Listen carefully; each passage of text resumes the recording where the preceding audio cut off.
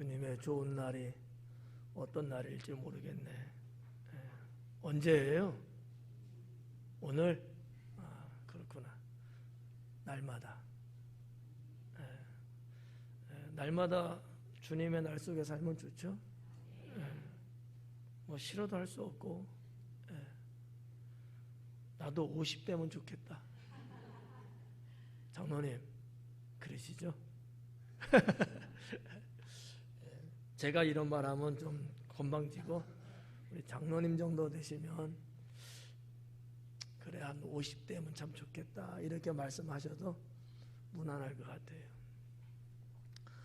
이렇게 가는 시간이 빠른지 그러죠? 이신우 권사님도 그래요? 아유, 속도도 안 나는데? 빨라요? 브레이크 잘 잡으세요. 오늘은 화 있을진저라는 제목으로 이 42절, 43절, 44절 세 절인데 세 절에 모두가 다 화 있을진저라는 이 단어가 이렇게 돼 있어요.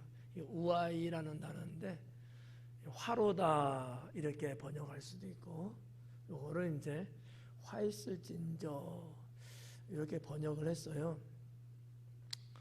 모르겠네 왜 성경학자가 화 있을진저라는 단어를 썼는지는 모르겠지만 이 화 있을진저라는 얘기는 상당히 경고성적인 발언이거든요. 화가 있을 거다. 조심해라. 뭐 준비해라. 각오해라. 뭐 이런 어떤 그 의미가 강하게 느껴지는 이제 표현법인데 좀 원어적으로 보면 오히려 그거보다는 화로다. 예수님의 이때의 그 마음은 어땠을까? 여러분 한번 고민 한번 해봐요. 오늘 설교 일찍 끝날 거예요. 화 있을진저 이렇게 말하는 거하고 화로다 이렇게 하는 거하고 어떤 게 좀 더 강하고 어떤 게 좀 더 피하고 싶은 표현인 것 같아요. 제가 말씀드려서 그런 거지. 그러니까 화로다라는 얘기도 어떻게 보면 되어질 것에 대한 암시적인 부분이긴 하지만 그 속에는 뭐가 담겨 있냐면 주님의 그 아픈 마음이 담겨 있다라고 저는 생각을 합니다. 우리 예수님이 바리새인들에게 말씀하시면서 너희들 쌤통이다 그냥 한번 당해봐라 이런 마음이시겠어요? 그 아픈 마음이죠. 왜냐하면 저들의 영혼도 구원하려고 이 땅에 오신 분이잖아요.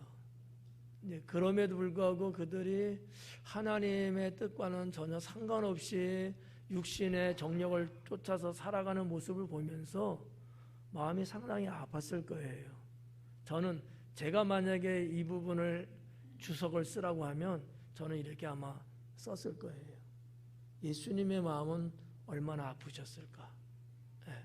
눈에 훤히 보여지는 저들의 모습, 저들의 실생활을 보면서 얼마나 주님은 고통스러웠을까 이런 생각을 저는 말씀을 준비하면서 좀 해봤습니다. 자, 아무튼 뭐 여러분은 화 있을진저로 받아들이시든지 화로다라는 말씀으로 받아들이실런지 여러분이 선택하시면 될 것 같고요. 자, 아무튼 오늘 이러한 맥락에 세 개의 절로 구성되어 있는데 하나하나 모두가 다 어떻게 보면 나도 이 바리새인들과 같은 신앙 또 그들 같은 생활 그들과 같은 마음을 갖고 있을 수 있다라는 거예요. 그러면 바리새인들만 이 어떠한 위기를 겪게 되는 문제가 아니고 나도 그럴 수 있겠구나 라는 것을 여러분들이 스스로 발견할 수 있으면 좋겠습니다. 42절에 화 있을진저 너희 바리새인이여. 대상이 누구라는 것을 명료하게 언급을 하셨죠. 너희가 박하와 운항과 모든 채소의 11조는 드리되 그래요. 박하, 운항, 모든 채소. 그러니까 11조에 대한 말씀이거든요. 11조는 여러분 뭐 다 알다시피 수입의 10분의 1을 하나님께 감사함으로 드리는 거예요. 또 이것은 마땅히 드려야 된다고도 하셨지만 반면에 하나님은 11조에 대한 축복도 아울러 하시고 계시죠. 근데 만약 11조를 드리지 않는다면 뭐라고 평가했죠? 도둑이라고 했거든요. 하나님 것을 훔쳤다라는 얘기입니다.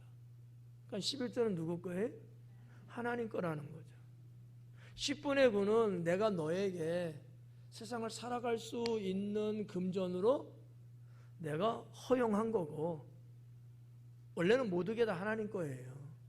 근데 10분의 9는 우리에게 쓰라고 축복으로 주신 거고, 10분의 1만큼은 나에게 바쳐라.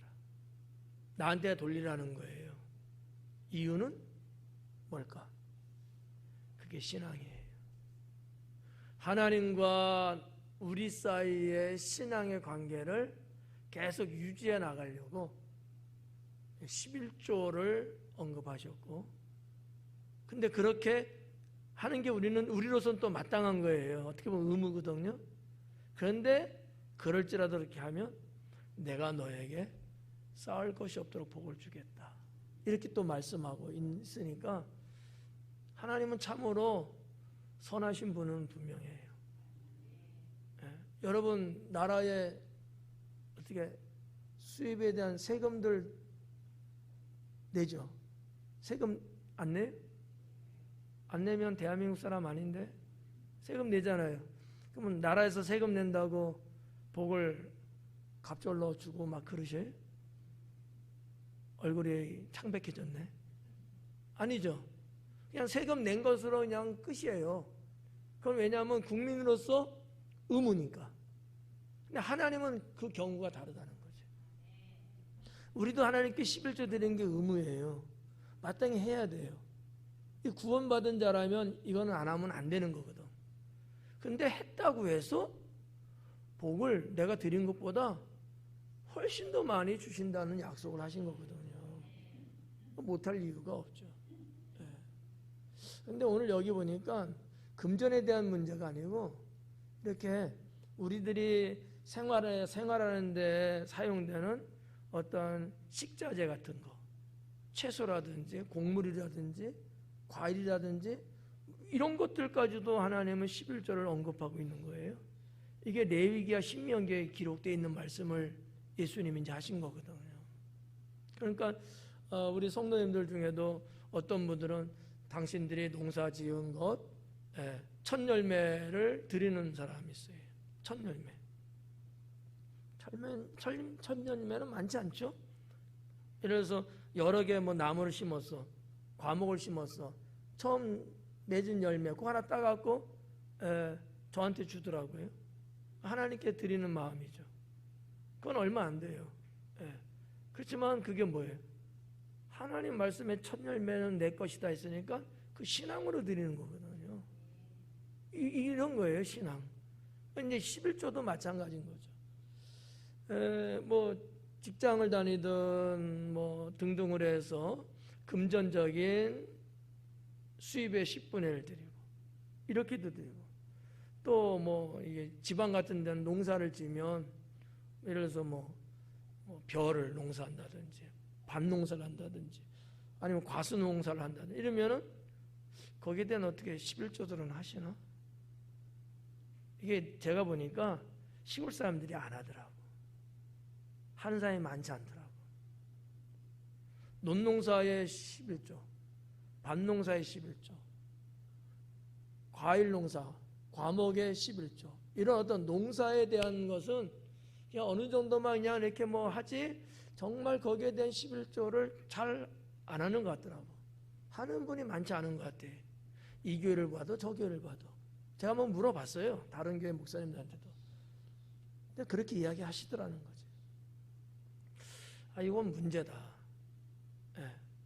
왜냐하면 직장 다니면서 우리가 현찰, 돈에 대한 11조는 할 줄 알면서 왜 농사진 것에 대한 11조는 하나님께 안 드릴까? 어때요? 여러분 생각에는 맞나요? 틀리나요? 맞지 않아요? 제 얘기가 아니에요. 성경에 하나님이 모세 때 율법으로 주신 말씀이거든. 오늘 예수님도 그걸 하신 거예요. 박하, 운향, 모든 채소의 11조는 드리되. 드리고 있다는 거야. 누가 드리고 있다는 거죠? 바리새인들이 드리고 있다는 거예요. 이 바리새인들이 이렇게 좀 야단 맞고 심판 앞에 갈 정도의 사람들임에도 불구하고 그들도 이거 하나님 거라고 딱 떼어서 드릴 줄은 알고 있다는 거야. 네. 그 하단 부분에도 보면 잘하고 있다고 예수님도 인정하고 있어요. 네. 그러니까 바리새인이 화가 있다고 하는데도 불구하고 그런 바리새인조차도 하나님께 11조만큼은 분명하게 드리고 있더라라는 거거든요. 근데 예수님은 여기에서 끝난 게 아닌 게 문제인 거죠. 그러니까 하나님께 11조의 문제는 이거는 기본적인 거예요. 기본적인 거. 그냥 언젠가부터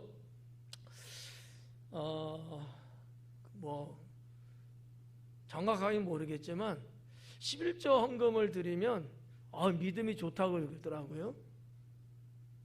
저는 그렇게 생각해 본 적이 한 번도 없어요. 이건 가장 초짜인 거야. 가장 기본적인 거예요. 여러분 우리가 세금을 국가에다 낸다고 해서 무궁훈장 줘요? 아니잖아. 오히려 세금을 안 내면 내가 어려울 때 나라로부터 지원을 못 받아. 사고가 나서 만약에 일을 못 하잖아요. 그러면 하루에 이 사람이 인건비가 얼마인가를 따져요. 근데 세금 낼 때 1,000원씩만 계산해서 냈어. 하루 일당을. 그럼 이 사람은 돌려받을 때 1,000원씩만 돌려줘, 계산해서.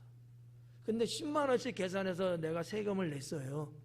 그러면 내가 사고다든지 불의의 그런 일 당해서 내가 보상을 받게 될 때는 냈던 근거를 통해서 이 사람은 하루에 10만 원씩 버는 사람이야. 그래서 거기에 준하게끔 보상이 나와요.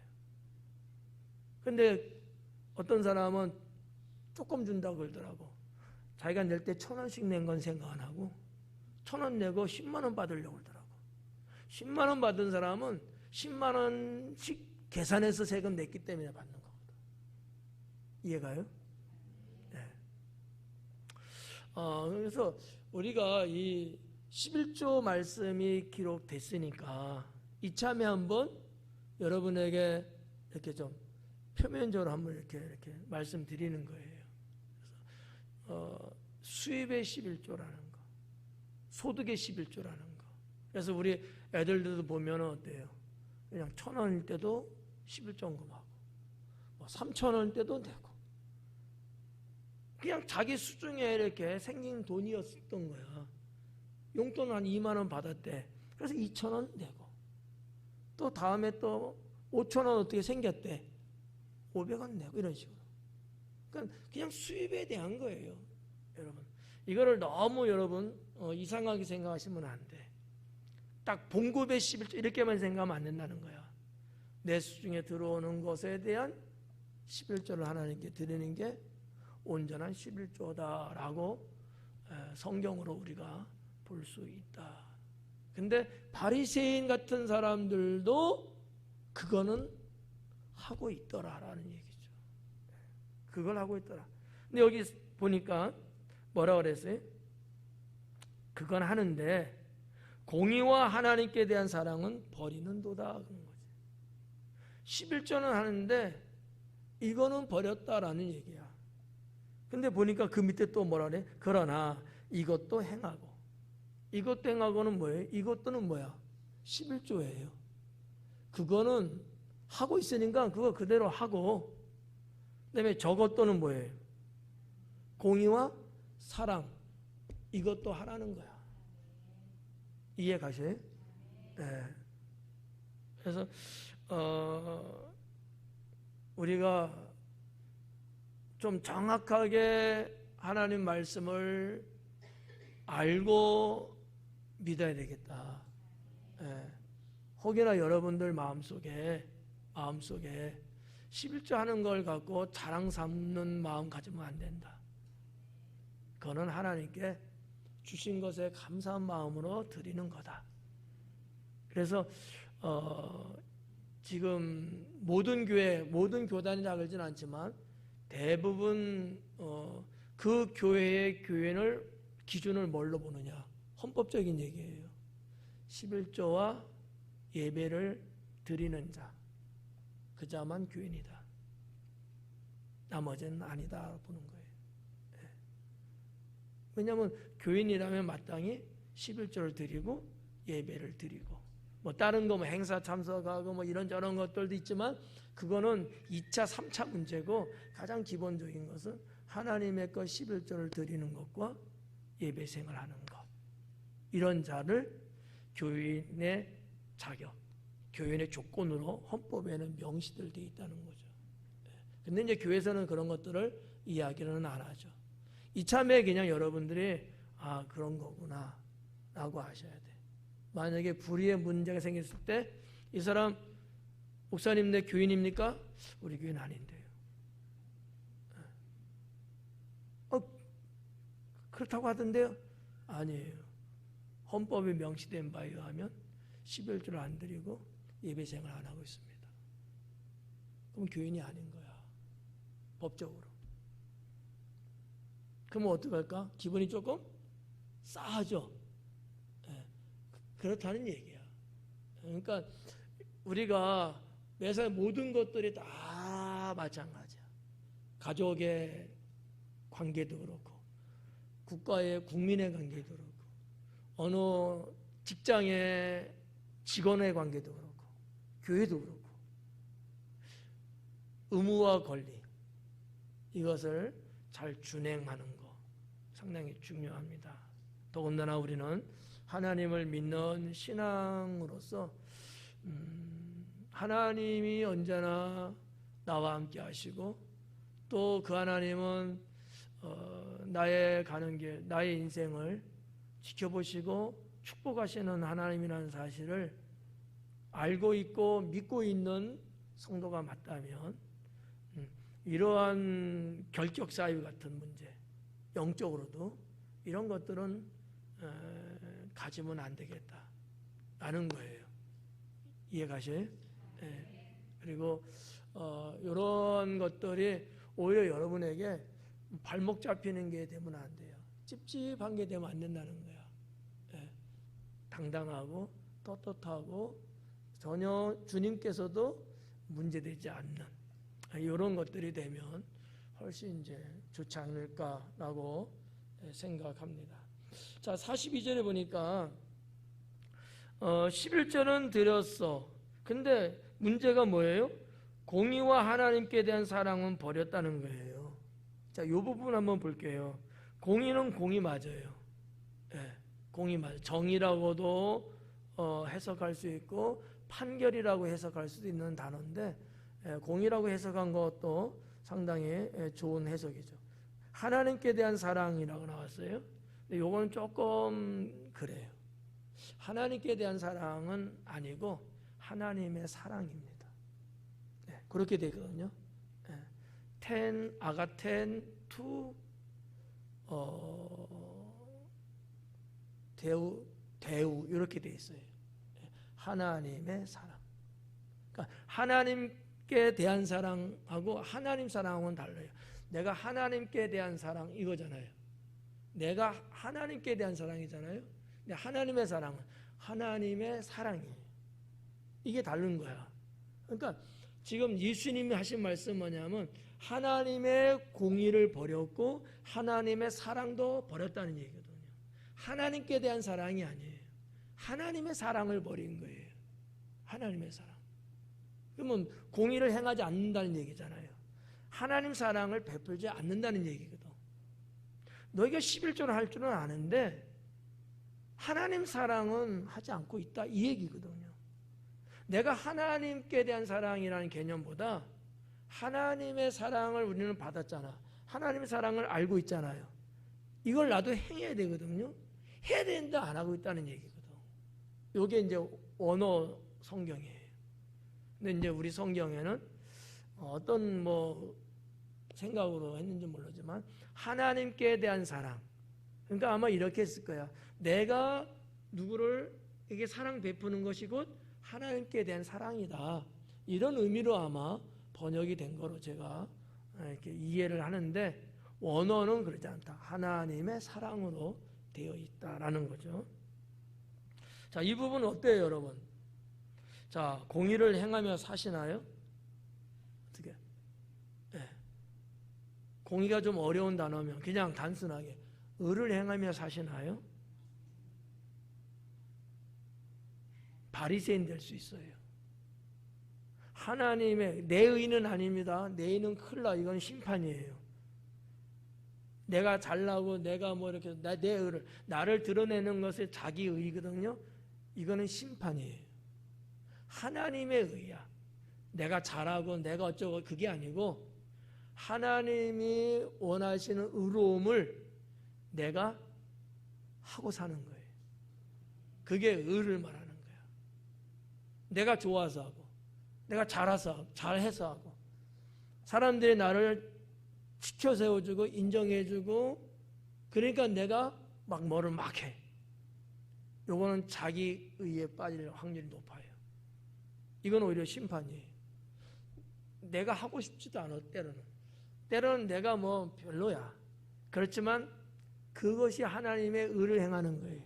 그러면 해야 될까요, 말아야 될까요? 해야 되는 거예요. 요걸 구분하셔야 된다는 거죠. 내가 좋아서도 물론 해야 되지만 좋아하지 않는 것일지라도 하나님이 의롭다 하시는 것들은 나를 죽이고 내가 그걸 하는 거예요. 그게 이제 하나님의 공의라고 말하는 건데, 그거를 하며 사냐라는 거예요. 예수님 말씀은 너희는 이 하나님의 의를 행하며 사냐 이거야. 의를 행하는 자는 복이 있다 그랬잖아요, 산상수훈에도. 그래야지 하나님의 아들이라 일컬음 받을 수 있거든요. 하나님의 자녀는 하나님이 의로우신 분이기 때문에 하나님 자녀도 당연히 의를 행하며 사는 게 맞아요. 하나님 닮았잖아. 여러분 자녀들 중에 닮은 자녀 있고 안 닮은 자녀 있죠. 닮은 자녀는 어떻게 해요? 잘하죠. 부모님 생각대로 마음대로 말대로 순종을 잘하죠. 부모님 안 닮은 자식은 잘 안 하죠. 그렇다니까 우리는 하나님 닮았다는 게 뭘로 볼 수 있어요? 하나님이 그와 같은 것을 내가 행하며 살면 하나님 닮았네 이렇게 나가는 거야. 그래서 그리스도인이라는 얘기 알고 계시잖아요. 왜 그리스도인이야? 예수님을 닮았다고 해서 불러지기 시작한 이름이 그리스도인이라는 거예요. 근데 여러분 그리스도인이에요, 아니에요? 한 번 더. 그리스도인이에요, 아니에요? 그럼 어떻게 살아야 돼요? 하나님을 닮아야 돼. 예수님 닮아야 된다고. 근데 예수님은 안 닮어. 이건 그리스도인은 아니다. 닮았다는 건 뭐예요? 예수님처럼 생활한다라는 얘기거든. 예수님처럼 생활하는 걸 보고서 예수님 닮았네? 너 좀 나사렛 예수 닮았네? 이렇게 본 거거든요. 하는 생활을 보고 하는 행동을 보고. 그러니까 우리들은 그렇게 살아야 된다는 거죠. 이게 하나님 자녀고 이게 그리스도인이고. 예수님이 지금 그걸 말씀하고 있는 게, 당시에 바리새인들이 말로는 막 그렇게 치장하고 하는데 실제적으로 생활 속에서는 그런 하나님의 모습이 안 보였던 거예요. 그런데 유대인들은 어떻게 생각해요? 우리는 하나님의 선민이다, 우리는 하나님의 자녀들이다, 이렇게들 믿고 있잖아요. 예수님 말씀은 그렇다면 그렇게 살아야 되지 않겠느냐라는 거지. 아셨죠? 그래서 하나님의 공의나 하나님의 사랑이나 이것이 너희들의 모습 속에 있어야 되는데 너희가 저버렸도다. 이렇게 말하고 있는 거예요. 이 저버렸다는 단어가 원어에는 어떤 뜻이냐면 소홀히 하다. 소홀히 했다는 거야. 전혀 없다는 건 아닌 것 같아요. 예수님이 사용한 언어를 보니까 전혀 없다 이건 아니야. 근데 소홀히 했대요. 저버렸다는 거하고 어느 정도 의미는 비슷해요. 신경 안 썼다는 거야. 등한히 여겼다는 거야. 우리나라 말로 표현한다면. 당연히 그렇게 했어야 되는데 그냥 신경 안 썼대요. 공의를 행하고 사랑을 베풀고 이런 데는 별로 신경 안 썼대요. 제가 강의하면서 무슨 말 많이 했어요? 자기들의 이익만 챙기고 백성들을 고달프게 만들고 율법을 들어가지고 백성들의 목에다가 올무를 채우고 막 이런 식으로. 그러니까 이거 완전히 이거 뭐 나쁜 사람들 같이 사는 거죠. 그러니까 우리가 하나님의 의라 하나님의 사랑 이거 모르는 분들은 아마 없을 거예요. 다 그래야 된다고 다 믿고 있고 그게 어떤 건지 어느 정도는 다들 안단 말이죠. 근데 왜 이렇게 사는 게 바빠요? 그래갖고 이거를 자꾸 잊고 살아. 의롭게 살아야 된다. 사랑을 베풀며 살아야 된다. 이걸 자꾸 깜빡하는 거야. 오늘 아침 프로그램에도 보니까 치매에 대해서 나오더라고. 에? 치매 걸리신 건 아니죠? 영적 치매 말이에요. 영적 치매. 아는데 해야 되는 건 다 아는데 내가 어딘가 다른 데 신경 쓰고 다른 데 어떻게 하다 보니까 이 부분을 자꾸 잊고 사는 거야. 자꾸 깜빡해. 전혀 안 하는 것도 아니야. 그러나 한 번씩 하긴 해. 늘 해야 되는데 늘 그렇게 살아야 되는데 그러지 못하는 거예요. 그는 이런 모습을 보시는 주님은 얼마나 마음이 아프실까. 내가 이 백성들을 구원하려고 왔는데 내가 이와 같은 죄인들을 구원하러 왔는데 이들이 여전히 그런 속에서 살고 있으니 얼마나 여러분 속상하겠어요. 주님의 심장이라는 말 있잖아요. 주님의 심장을 우리가 좀 이렇게 담고 사셔야 합니다. 그래서 이 42절에서 좀 권면하고 싶은 거는 좀 의식하며 살자. 자꾸 생각하며 살자는 거야. 예. 잊고 살지 말고 자꾸 의식하고 사셔야 돼요. 자꾸 의식하면서 그래야지 이렇게 해야지. 말씀을 읽으면서 말씀 있는 거로 그냥 퉁치지 말고 읽을 때마다 이렇게 해야지. 아멘이야. 맞아. 내가 이 부분 내가 좀 못했네. 이거 이번엔 잘해야지. 이런 거 자꾸 의식을 가지면서 여러분들이 살아야 그나마 하나님 뜻대로 살아갈 수 있습니다. 네. 그러지 않으면요 고삐 풀린 망아진처럼 엉뚱한 사망의 절벽으로 갈 수 있어요. 절벽으로 가면 어떻게 돼요? 떨어져 죽잖아요. 그렇게 된다는 거예요. 의식을 하셔야 돼. 의식. 저도 늘 잊지 않으려고 늘 이렇게 자꾸 그 소가 대세김질한다 하잖아요. 대세김질을 자꾸 합니다. 자꾸 의식을 하는 거예요. 왜냐하면 깜빡할 수 있고요. 뭐 다른 거 막 신경 쓰고 뭐 바쁘게 살다 보면은 이게 놓칠 때가 있어. 사람은 다 이게 있거든요. 놓치지 않아야 되니까 자꾸. 그래서 하루에 한 번씩 하나님 나라도 생각하자는 것도 그런 의미고, 뭐 이것만 우리가 막 하고 살지 못하잖아요.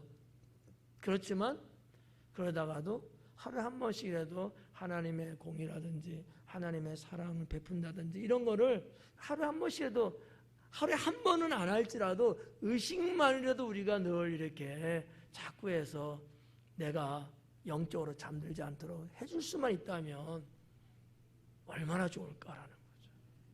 그래야 되지 않겠는가. 42절에 화 있을진저 너희 바리새인이여 너희가 회당의 높은 자리와 시장에서 문안받는 것을 기뻐하는도다. 그래. 자, 장르가 다르죠. 내용이 다르죠. 이제 공의와 사랑을 베푸는 것이 42절이라면 43절에서는 지금 대접받는 문제를 언급하셨어요. 높은 자리예요. 회당의 높은 자리. 이번에 성지순례 가면 제가 강의하면서도 말씀드렸죠. 뭐 가겠지. 고라신 갈까? 모르겠네. 안 갈 것 같기도 하고. 안 가면 어떡하지? 가이드한테 때를 써서 가자고 그래야 되지 뭐. 그 가면은 다 파괴된 옛날에 그 회당.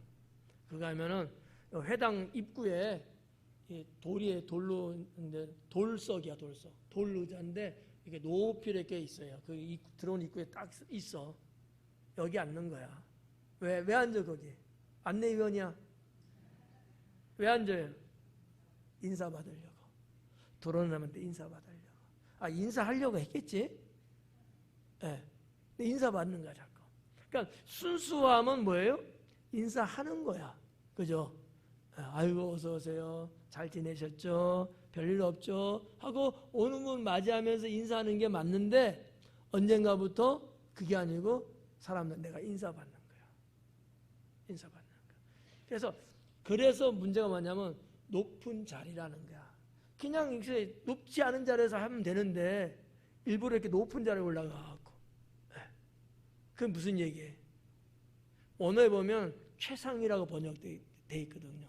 최상의 자리야. 최고의 높은 자리야. 사람들이 이렇게 우러러볼 수 있는 만큼 그 자리에 앉는다는 자체가 뭐다? 사람들이 우러러보게끔. 사람들의 나를 높여주기를 원하는 마음에서 그렇게 앉기 시작했던 거예요. 예수님이 이거를 지금 지적하신 겁니다. 너희가 회당의 높은 자리에 앉아서 인사받으려고 하지 않느냐? 이거예요. 이러면 돼요, 안 돼요? 또 안 된다고 할 건 또 뭐야? 좀 봐주지. 그러니까 우리의 신앙 정서로 보면 인사 받으려고 하기보다는 인사를 하려고 하는. 서로가 뭐 이렇게 인사하면 나누면 좋죠. 문제는 생각 속에 내가 대접받으려고 하는. 내가 사람들한테 어우 높은 사람이야. 내가 범접할 수 없어. 어우 높아. 막 이런 것들을 받고 싶은 당시 바리새인 사람들. 그거를 예수님이 말씀하고 있다. 이렇게 볼 수 있고요. 또 하나 더 추가하신 것이 시장에서 문안받는 거래요. 시장에서 문안받아. 바리새인들은 입는 옷 자체가 달라요. 옷만 봐도 딱 신분이 딱 드러나요. 멀리서 봐도 시력이 0점, 마이너스 0점 뭐 이렇게 나가지 않는 이상은 다 알아. 그러니까 또 바리새인들 어떻게 했어요? 조금 거들먹거렸겠죠. 걷는 거, 폼도 그렇고 인사받으려고. 그 성경에는 이 뭐라 있냐면 아고라라는 단어를 썼거든요. 시장이라고도 번역할 수 있고 광장, 사람들이 많이 모이는 그런 광장 이렇게도 이제 번역할 수 있는데 아무튼 광장에서 시장이 열려요. 늘 있는 상설시장보다도 우리나라 뭐 5일장, 뭐 4일장 이런 있잖아요. 어느 때만 열리잖아. 옛날에도 그랬거든요. 근데 어디서 열렸냐? 광장에서 열렸어요. 왜? 광장에 사람들 많이 모이거든. 나와서 뭐 아침 인사도 하고 뭐 자기들이 하고 싶은 얘기도 서로 주고받고 하면서 노년은 어떻게 살 거요? 뭐 이렇게 또 하기도 하면서 이렇게 사람들이 많이 운집하는 곳이 광장이었어요. 당연히 그러니까 물건 팔려면 거기다가 차려놔야죠. 근데 거기에 가는 거야. 바리새인들이 거기에 갈 일이 뭐가 있겠냐고. 근데 일부러 가. 인사받고 싶어서. 이걸 예수님이 하시는 거다. 나 여러분들인데 안 가잖아. 그러니까 이게 사람 사는 게 나 뭐 그렇고 뭐 그냥 그럴 수 있지 이렇게는 볼 수 있는데 마음이 그러려고 하는 마음이 이게 나쁘다는 거지. 인사하러 가야지. 이러면야 뭐 나쁘진 않죠. 인사하러 가는 거니까 그죠? 근데 인사 받으려고 가는 거야. 예수님 그걸 아시니까 요거를 이제 언급하신 거죠. 문안 받는 것을 기뻐하는도다. 이 기뻐하는도다도 이 기뻐하다라고 했는데 정확하게는 아가파테라고 돼 있거든요. 아가파테. 사랑하다라는 거죠. 그러니까 이게 강도가 엄청난 거예요. 성전 회당의 높은 자리에 앉는 것을 사랑해. 좋아하는 정도가 아니야. 사랑할 정도야. 좀 의미가 좀 느껴져요? 시장에 가서 인사받는 걸 사랑해. 사랑이 더 강해요? 좋아하는 게 강해요? 사랑한다는 게 강하거든. 그 정도라는 거야, 그 정도. 이거 하면 미치겠는 거야. 너무너무 사랑해서. 사랑들 안 해봐서 잘 모르는구나. 에? 사랑을 하면 눈에 뵈는 게 없어. 물불 안 가리잖아요. 아닌가? 그러니까 이 언어 성경을 보면 이런 면에서 상당히 의미 전달이 잘 돼요. 그 정도구나. 그 정도. 그러니까 그러니까 아가페가 하나님 사랑이잖아요. 하나님을 사랑하는 그 사랑 정도의 강도가 있다는 얘기야. 뭐가? 인사받는 거. 엄청나게 그래서 타락한 거예요. 사실 뭐 우리는 자기 부인하고 살아야 되지 않을까요? 성경 말씀대로 자기를 부인하고 나를 쫓으라고 그러잖아요. 자기 십자가를 지고 자기를 부인하고 예수님 쫓아야 되거든요. 그런데 그게 아닌 거야. 정반대인 거예요. 그러니까 틀린 거죠. 근데 우리도 바리새인들처럼 이럴 수 있어요. 정신 안 차리면, 그리고 허망한 꿈을 꾸면, 그리고 교만해지면, 나도 모르게 이게 뭐 그렇게 해야지 작정하고 하지는 않았을 거예요. 하다 보니까 조금씩 인간적인 부분이 자꾸 첨부되고 이게 커지면서 아마 그러지 않았겠는가. 제가 강의하면서 제가 뭐라고 장담할 수가 없어요. 왜? 나 자신의 모습 속에도 이런 부분이 분명히 있을 겁니다. 없다고 보면 거짓말일 거예요. 문제는 얼마만큼 그런 것들을 잠재우고 관리하고 그렇지 않도록 나를 다스려 나갈 수 있느냐가 문제죠. 네. 그러니까 이런 부분들 항상 우리는 그래서 주님의 주신 십자가를 지고 이제는 내가 산 것이 아니다. 나는 주님 안에서 나는 완전히 다운시키고 내 안에 계신 주님만이 높임받을 수 있도록 가야 된다. 이런 말씀을 볼 수 있고요. 44절에 화 있을진저 너희여 너희는 평토장한 무덤 같아서 그 위를 밟는 사람이 알지 못하느니라. 이 말씀이 조금 뭐 알면 쉬운데 모르면 어려워요. 평토장 무덤이 뭐죠? 예? 평토장. 많이 쓰는 아마 단어는 아닐 거예요. 평토장은 무슨 얘기냐면 무덤을 쓰면 우리나라는 봉분을 쓰잖아. 이렇게 올리잖아. 이게 없어. 그냥 맨 땅이야. 이게 평토장 무덤이에요. 평토장이라는 건 그런 거예요.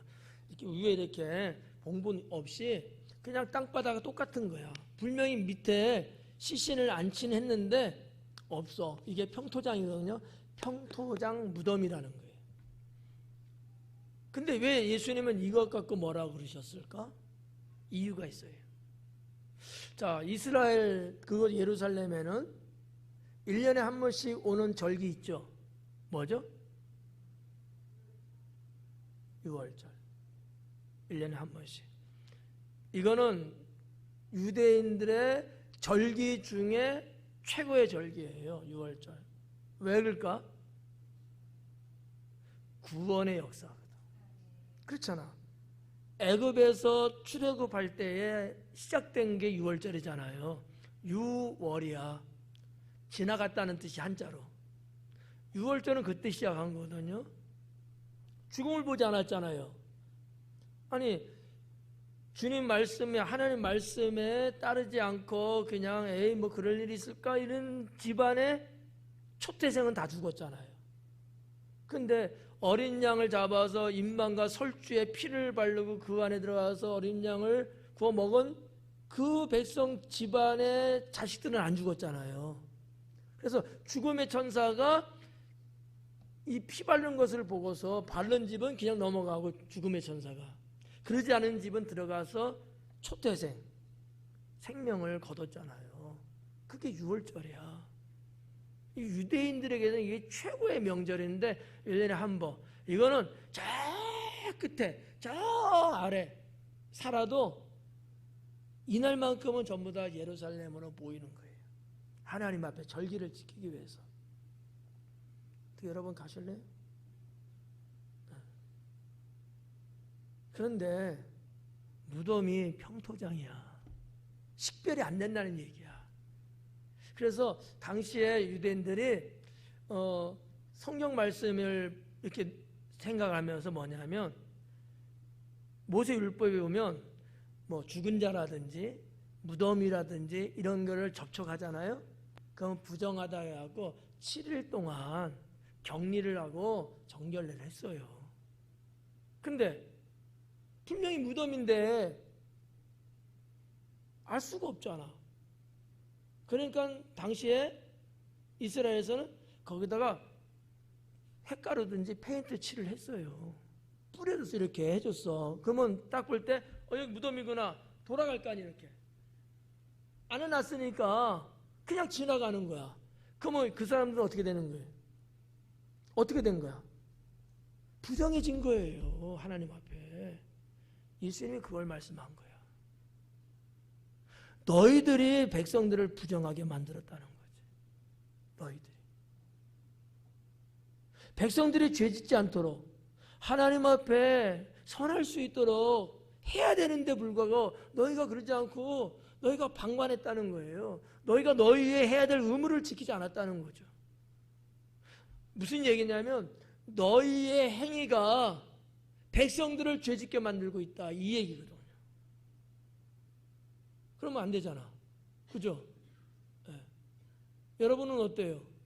여러분의 행위가 누군가를 죄짓게 만드는데 그러면 돼요? 안 되겠죠. 여러분 때문에 죄질 사람들이 오히려 죄를 버리고 하나님의 선함에 가야 되는 게 맞잖아요. 예수님이 지금 이 부분을 지금 언급하신 거예요. 봐봐요, 다시. 너희는 평토장한 무덤 같아서. 표시를 안 했다 이거야. 드러나야 되는데 선함이 드러나고 해서 백성들을 보고서 바리새인들, 우리 지도자들이 저렇게 하나님 말씀대로 살고 있구나, 우리도 저렇게 살아야지, 이렇게 표시해주고, 오히려 죄 짓는 것은 근접 안 하고 거룩하게 구별하고 살아면 우리도 그래야 되고 이래야 되는 게 맞잖아요. 평토장한 무덤 같대. 그러니까 안 했다는 얘기야. 그래서 뭐라 그래? 그 위를 밟는 사람이 알지 못하느니라. 모르지. 알 수가 없지. 백성들이 하나님 말씀대로 살 수 있도록 잘 가르쳐 줘야 되는데 그러지 않았다는 거예요. 자기 할 일을 안 하고 있는 거야. 저는 여러분에게 잘 알도록 가르치고 있는데 또 모른다고 하지 말고. 이 지도자는 사실은 그게 중요해요. 백성들 때로는 모를 수 있고 성도님들도 모르는 분들 있잖아요. 그러면 여러분 지도자가 왜 필요하겠어요? 모르는 걸 알게 해주고 알지만 또 못하는 것들을 또 할 수 있게끔 도와주고. 이 지도자는 도와주는 자, 헬퍼여야 되거든요. 위에서 군림하는 자가 아니고 진정한 지도자는 백성이 할 수 있게끔 도와주는 게 진짜 지도자. 저는 그렇게 믿어요. 목사가 돼갖고 여러분을 막 머리에 올라가갖고 막 군림하고 명령하고 막 그런 분도 있긴 있어. 근데 그건 잘못된 거예요. 주님이 이 땅에 오심은 섬김을 받으러 오심이 아니고 도리어 섬기려 함이니라. 섬기러 오셨거든요. 주님조차도. 근데 우리들 지도자라는 사람들 섬김 받으려고 하면 안 된다. 군림하려고 하면 안 된다. 어떻게든지 신앙 안에서 잘 살고 행복한 인생을 살 수 있도록 자꾸 도와줘야 돼. 자꾸 이렇게.